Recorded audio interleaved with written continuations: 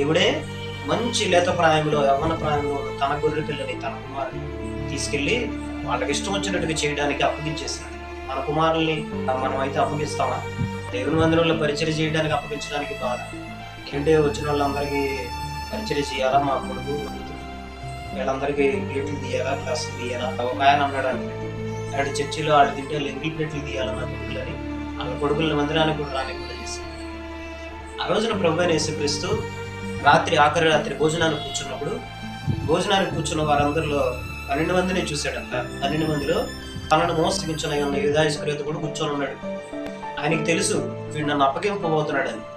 కానీ వరుస పెట్టి పేతురు దగ్గర నుంచి మొదలుపెట్టి వరుస పెట్టి అందరి పాదాలు కడిగాడు.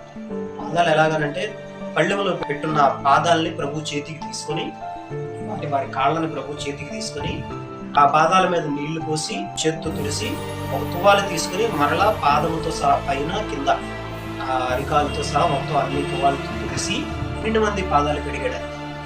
నేను పరిచర్య చేయడానికి వచ్చాను కానీ చేయించుకోవడానికి అయితే రాలేదు.